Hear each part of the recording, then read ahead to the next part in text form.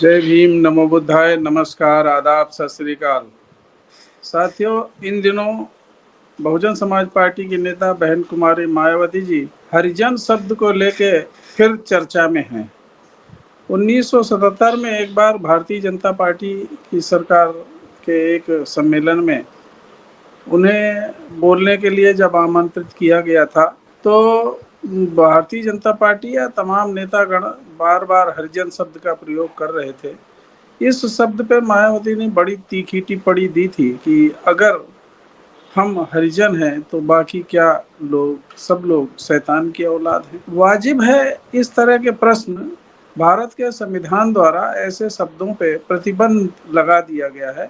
भारत में जो एक बहुसंख्यक समाज है, पिछड़ा है, वंचित समाज है, दलित समाज जिसे डिप्रेस्ड क्लास कहा जाता था, तो उसके लिए अनुसूचित जाति, अनुसूचित जनजाति जैसे शब्दों का प्रयोग किया गया है और इन आपत्तिजनक शब्दों को, हरिजन या ऐसे शब्दों को प्रतिबंधित कर दिया गया है पूर्ण रूप से। आज तक 75 साल की आज़ादी के बाद ये नहीं समझ पाए कि संविधान की जो तमाम शब्दावलियां हैं, संविधान के अनुच्छेद हैं, यहाँ तक कि भारत के नाम को, अपने देश के नाम को लोग हिंदुस्तान जैसे शब्द से पुकारते हैं।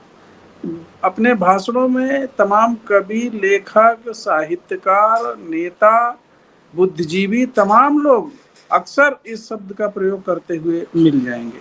संविधान की किसी भी पुस्तक में कहीं भी भारत देश का नाम भारत के अलावा हिंदुस्तान नहीं लिखा गया है, नहीं कहा गया है। उसी प्रकार से ये अनुसूचित जाति, जनजाति को कहीं भी हरिजन या इस तरह के चमार, जाटव, इस तरह के शब्दों का प्रयोग नहीं किया गया है संविधान या कानून की किसी पुस्तक में। अगर बहुजन समाज पार्टी की नेता बहन कुमारी मायावती जी या किसी भी व्यक्ति को अगर इन शब्दों से आपत्ति है, तो इसमें कोई नई बात नहीं है। नई बात इसलिए नहीं है कि ये शब्द जो है, ऐसे शब्द इस समाज को अपमानित करने वाले हैं। इनसे व्यक्ति की गरिमा को ठेस पहुंचती है। उसका वर्गीकरण एक तरह से जाति के आधार पर ऊंच नीच की भावना पैदा की जाती है। लोगों को अपमानित किया जाता है। डोमिनेटिंग वर्ड इस तरह के हैं जो ये शब्द प्रयोग करते हैं। उनको इस बात का एहसास है कि हम एक ऐसे निम्न जाति के लोगों को, या जो मनुष्यता की श्रेणी में निम्न जाति के हैं, उनके लिए ये शब्द प्रयोग कर रहे हैं। तो ये केवल इंडिया ही है, ये केवल हिंदू धर्म में ही ये व्यवस्था है जहाँ पर मनुष्य का इस प्रकार से वर्गीकरण किया गया है। कोई ब्राह्मण है, कोई क्षत्रिय है, कोई शूद्र है, कोई वैश्य है, कोई पिछड़ा है, इस तरह के शब्दों से प्रयोग नवाजा गया है।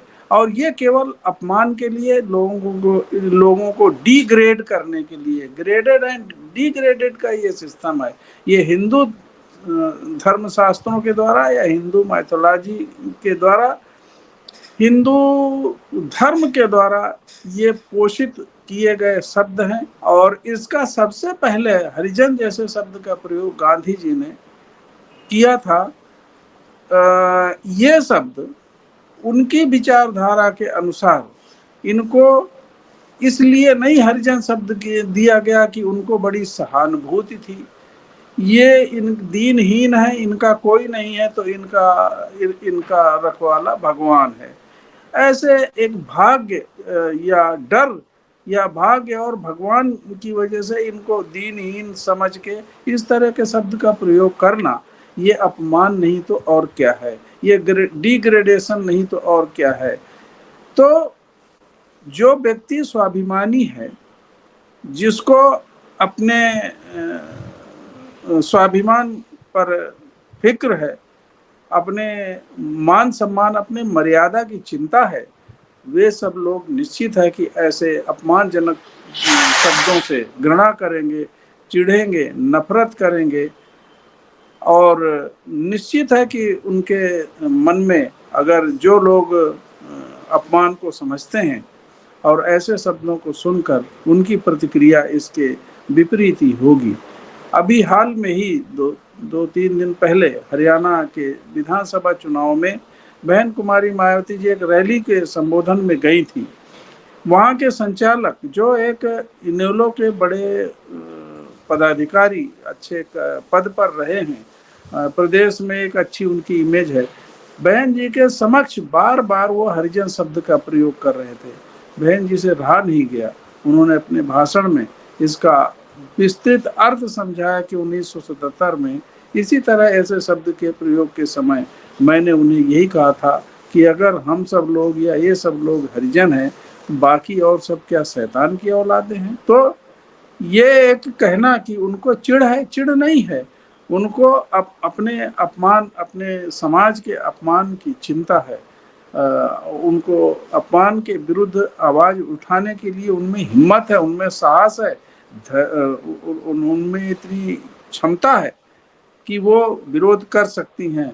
जो लोग अपमानित होके भी, और ये तो हरिजन शब्द तो कोई इतना वो नहीं है, वहाँ हरियाणा में ही एक कांग्रेस की बड़ी पदाधिकारी, मंत्री रही, सब कुछ रही, आज भी बड़े पदों पे, आज भी सांसद है, चमारिन जैसे शब्द का प्रयोग करना ये शोभा देता है। और ये तो बड़ी गनीमत है कि इन शब्दों का प्रयोग किया किसी ने, और उस व्यक्ति जिसके खिलाफ प्रयोग किया गया, जिनके खिलाफ ये शब्द का प्रयोग हुआ है, उनके द्वारा कोई प्रतिक्रिया न व्यक्त किया जाना, या प्रतिक्रिया स्वरूप की कांग्रेस में हमारे बाप दादा मर गए और हमारे रगों में कांग्रेस का खून है, तो जो भी इस तरह के गाली गलौज अपमान शब्द करे वो बर्दाश्त है, केवल इसलिए कि हम कांग्रेस में रहेंगे, हमें पद चाहिए, हमें एमपी एमएलए बनना है, हमें मंत्री बनना है।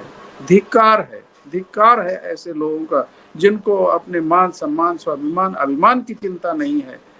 ऐसे लोगों को चुल्लू भर पानी में डूब के मर जाना चाहिए।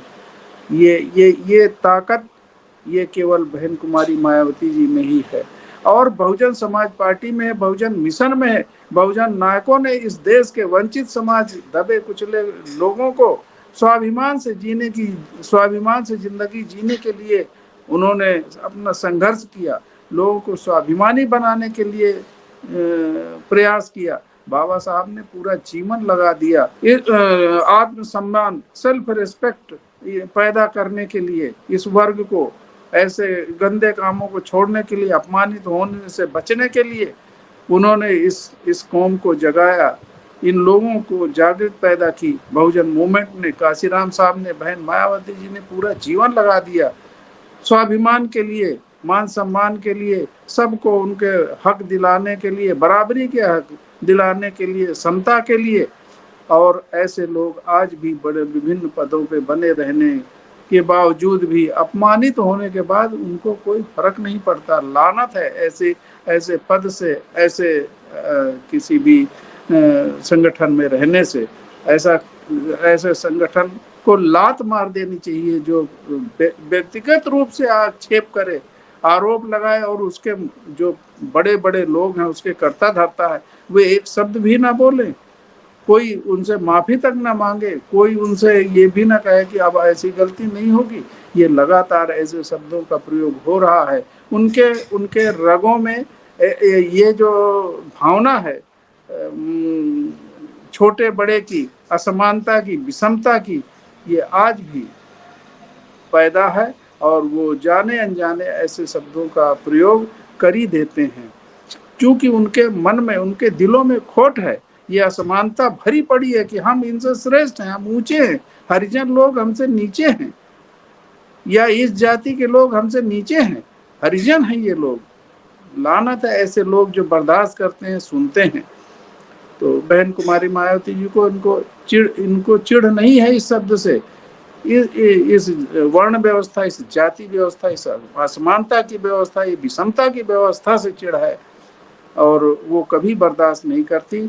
उन्होंने अगर कहीं समझौता भी किया है तो इसकी बिल्कुल परवाह नहीं है, समझौता रहे अथवा टूटे, वो स्वाभिमान के खिलाफ कोई भी एक शब्द बर्दाश्त करने को तैयार नहीं है। इसीलिए भरी सभा में, एक जनसभा में इतने लोगों के समक्ष उन्होंने उस व्यक्ति को लताड़ा और उसका सही जवाब दिया, उसकी सही औकात दिखाई।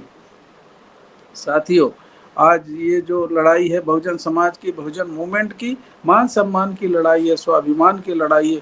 रोटी तो कोई भी खा लेता है, कोई कोई घी और पकवान और बड़े बड़े उससे खाता, कोई नमक से खाता है, लेकिन नमक रोटी खाने वाला भी अगर स्वाभिमान को समझता है, वो अपने आत्मसम्मान को समझता है, तो वो ज़्यादा श्रेष्ठ है। और मालपुआ खाने वाले लोग अगर अपमानित हो रहे हैं उसके बाद भी कुछ नहीं बोल रहे हैं, कोई उसकी प्रतिक्रिया नहीं की, तो ऐसी ज़िंदगी बेकार है। ऐसे लोगों के पद प्रतिष्ठा या किसी भी बड़े पद पे जाने से कोई फायदा नहीं है, कोई कोई महत्व नहीं है उनका। ऐसे लोग अपमानित होते रहें, अपमानित होंगे, और ये जो है एक कीड़े मकोड़े की तरह उनकी ज़िंदगी ख़त्म हो जाएगी। उनको कोई याद करने वाला नहीं। आज बहुजन नायक तमाम ऐसे ऐसे महानायक हैं जिन्होंने आत्मसम्मान के लिए ऐसे लोगों को, जो पशु से भी बदतर जिनकी जिंदगी थी, उनको मुख्य धारा में लाने के लिए, उनको सम्मान दिलाने के लिए उन्होंने संघर्ष किया, सेल्फ रेस्पेक्ट मूवमेंट चलाया, और लोग उससे प्रभावित हुए। लोगों ने आत्मसम्मान क्या होता है इसको सीखा। आज ये उसी का रिजल्ट है। बहुजन मूवमेंट इसी कड़ी में बहन मायावती जी आज भी इसी के लिए संघर्ष कर रही हैं, लड़ाई लड़ रही हैं। उन्होंने कभी पहले भी, जो भी, चाहे भारतीय जनता पार्टी जिससे भी समझौता किया, अपने उसूलों से उन्होंने समझौता नहीं किया। जब भी सैद्धांतिक रूप से अगर कोई ऐसी पाई, उन्होंने पद या प्रतिष्ठा या उसको लात मार दी। तो ये उनके आत्मसम्मान की लड़ाई है, ये बरकरार रहेगी। बहुजन समाज के लोग इससे सबक लेना चाहिए, और बहन मायावती जी के को मजबूती दे के उनके इन सेल्फ मूवमेंट को आगे सफल बनाने के लिए पूरा प्रयास करना चाहिए। जय भीम, नमो बुद्धाय, नमस्कार। अगर आपने अभी तक हमारा चैनल सब्सक्राइब नहीं किया है तो सब्सक्राइब करें और घंटी का बटन बिल्कुल भी दबाना ना भूलें, ताकि सभी लेटेस्ट खबरें पहुंच सकें आप पे सबसे पहले।